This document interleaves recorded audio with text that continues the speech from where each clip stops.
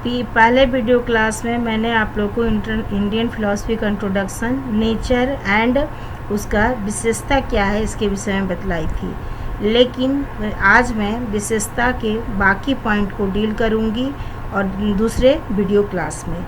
मैंने पिछले video class में 9 पॉइंट को डील किया था, आज मैं 10 से डील करूंगी।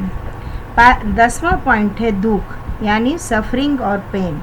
चारवाक को छोड़कर सभी दार्शनिक मत एक ही उद्गम से प्रभावित हैं और यह उद्गम मनुष्य की दुख से अभिभूत मनोवृत्ति है। यदि दुख ना होता तो दर्शन की संभावना नहीं थी। जब महात्मा बुद्ध ने दुख से परिपूर्ण मनुष्य को देखा, तब से उनके मन मस्तिष्क में दर्शन के बीज अंकुरित हुए और उन्होंने दुख से छुटकारा कैसे पाया जाए, इसके लिए उन्होंने अपने चिंतन आरंभ किए। बौद्ध दर्शन में सर्व दुखम का सिद्धांत है। उन्होंने अपने दार्शनिक विचार में 4 आर्य सत्यों का उल्लेख किया है, जिसमें पहले आर्य सत्य में संसार दुखमय है, दूसरे में कारण, तीसरे में निर्वाण प्राप्त व्यक्ति कैसा होता है उसकी चर्चा और चौथे में दुख से छुटकारा पाने का उपाय बतलाया गया है। समस्त न्याय वैशेषिक दर्शन के अनुसार कभी कभी सुख की झलक देने वाला संसार जहरीले अन्न के समान है, जिसे छोड़ना या उसका त्याग करना ही ठीक है। अर्थात हमें जो इस दुनिया में सुख लगता है वो क्षणिक सुख है, वास्तविक सुख नहीं है। उसके बाद नेक्स्ट पॉइंट है मोक्ष की प्राप्ति। प्रायः भारतीय दर्शन का परम लक्ष्य मोक्ष की प्राप्ति है। प्रोफेसर मैक्स मूलर ने कहा है कि भारत में दर्शन ज्ञान के लिए नहीं वरन सर्वोच्च लक्ष्य के लिए था, जिसके लिए व्यक्ति इस जीवन में प्रयास कर सकता था। चारवाक को छोड़कर समस्त आस्तिक तथा नास्तिक दार्शनिक मोक्ष को जीवन का परम लक्ष्य स्वीकार करते हैं। बौद्ध और जैन को भी नास्तिक दर्शन में कहा जाता है, नास्तिक दर्शन कहा जाता है, लेकिन उन्होंने भी मोक्ष की सत्ता में विश्वास किया है। अब 12वां पॉइंट है पूर्ण जन्म। चारवाक को छोड़कर सभी दार्शनिक मत कर्म के आधार पर पूर्ण जन्म के सिद्धांत में विश्वास करते हैं। नित्य एक आत्मा के अस्तित्व को स्वीकार किए बिना घटित हुआ संभव प्रतीत नहीं होता।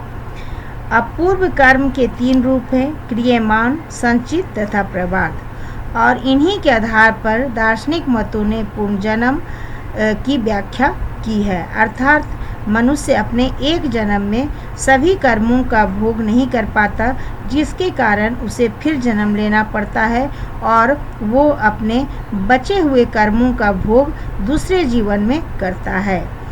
13 पॉइंट है जीवन में यम, नियम, संयम में स्थान।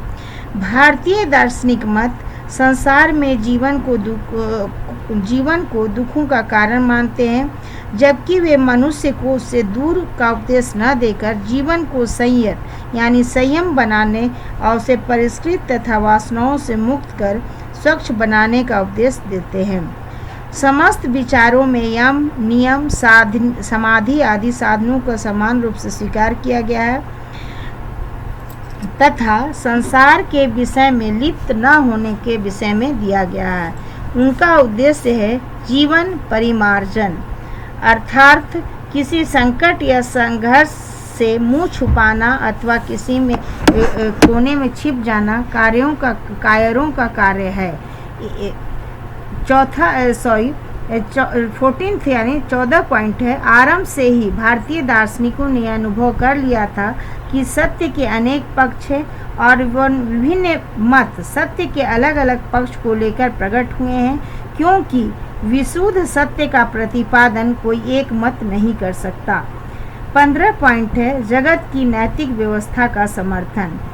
जगत में एक नैतिक व्यवस्था के अधीन रहकर विभिन्न रूपों का आविष्कार करता चल रहा है। दिन रात चक्र इसी बंधन में बंधे हुए हैं, अर्थात सूर्य चंद्रमा, नक्षत्र इसी व्यवस्था के आदेश से ही अपने कार्यों में संलग्न रहते हैं। इसी के कारण जो ऋतु परिवर्तन होता है उसमें भी एक व्यवस्था दिखाई पड़ती है, और दिन के बाद रात, रात के बाद दिन, ये भी एक व्यवस्थित कार्यक्रम के अधीन होता है। अब मोक्ष। समस्त भारतीय दार्शनिक मोक्ष की कल्पना में आस्था रखते हैं। मैं पहले ही बता दी हूँ कि सिर्फ चारवाक को छोड़कर बाकी सभी दार्शनिक मोक्ष की सत्ता में विश्वास करते हैं। जैन, बौद्ध, न्याय, सांख्य, योग तथा वेदांती समस्त दार्शनिक विचार मोक्ष की सत्ता में एक मत है। इनके अनुसार राग, द्वेष आदि बंधन है। राग मने भौतिक सुखों से प्रेम, द्वेष इत्यादि से मनुष्य बंधन में पड़ता है, और ज्ञान के द्वारा ही इन बंधनों को काटकर मनुष्य मोक्ष का अधिकारी होता है। बार बार जन्म लेना और जीवन के दुखों को सहन करना मनुष्य के लिए बंधन है, और इसका नाश तभी संभव है जब हम निष्काम भाव से कर्म करें, और तभी हम पूर्ण जन्म की संभावना से बच सकते हैं। गीता में भी इसका उल्लेख किया गया है कि यदि मनुष्य निष्काम कर्म करे, अर्थात बिना कामना का कोई कर्म करे, तब मनुष्य पूर्ण जन्म की से छुटकारा पा सकता है।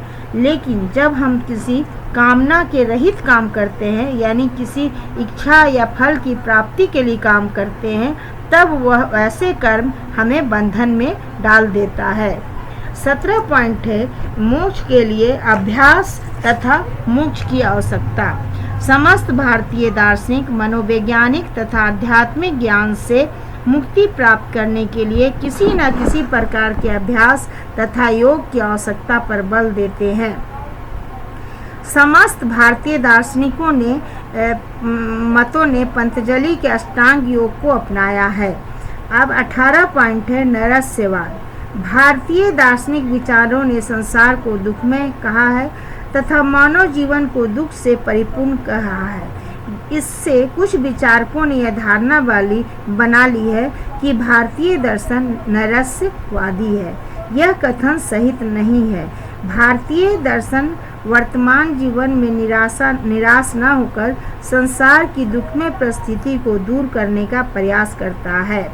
यह सही है कि भारतीय दर्शन का आरंभ निराशावाद से होता है, लेकिन उसका अंत आशावाद में होता है, क्योंकि मनुष्य को दुखों से छुटकारा पाने का उपाय भी इसमें बतलाया जाता है। अब 19 पॉइंट है मनोवैज्ञानिक सत्यों पर आधारित।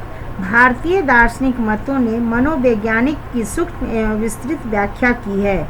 बुद्ध से लेकर पतंजलि तथा शंकर और रामानुज आदि समस्त दार्शनिकों ने मनोवैज्ञानिक पक्ष पर बल दिया है। योग से सांसारिक तथा मानसिक रोग दूर होते हैं और मन में स्थिरता आती है। योग की चर्चा योग दर्शन में भी की गई है और अन्य दर्शन में भी की गई है। 20 है कर्म और आवागमन में आस्था। कर्म के सिद्धांत के अनुसार धर्म, अधर्म इत्यादि कर्म फल संस्कार के रूप में हमेशा सुरक्षित रहते हैं और सभी प्राणी अपने कर्मानुसार निश्चित भूमिका अदा करते हैं। कर्म के बंधन से मुक्ति का नाम मोक्ष है। पूर्ण जन्म का सिद्धांत अधिकतर भारतीय दार्शनिकों ने किसी न किसी रूप में स्वीकार किया है। अब 21 है बौद्धिक समन्वयवादी तथा प्रगतिशील। इस प्रकार भारतीय दार्शनिक मतों ने कर्म विद्वान है, जबकि स्वतंत्र रूप से सत्य की खोज की गई है। विश्वास के दर्शन के इतिहास में सभी मतांतर किसी न किसी रूप में भारतीय दार्शनिक मतों में मिलता है। भारतीय दार्शनिक विचारों में तर्क शास्त्र तथा प्रमाण शास्त्र का समुचित विकास हुआ है। भारतीय दार्शनिक विचार बौद्धिक होते हुए भी उनमें समन्वयवाद है। उन्होंने किसी एक पक्ष पर आवश्यकता से अधिक जोर नहीं दिया। व्यक्तिगत साधना पर बल दिए जाने पर भी लोक कल्याण का पूरा ख्याल रखा जाता है। निष्कर्ष अतः सभी भाष्यताएं किसी न किसी रूप में भारतीय दर्शनों में पाई जाती है, केवल चारवाक को छोड़कर। हो गया। अब मैं आप लोगों को नेक्स्ट वीडियो क्लास में भारतीय दर्शन का उद्देश्य क्या है इस विषय में चर्चा करूंगी।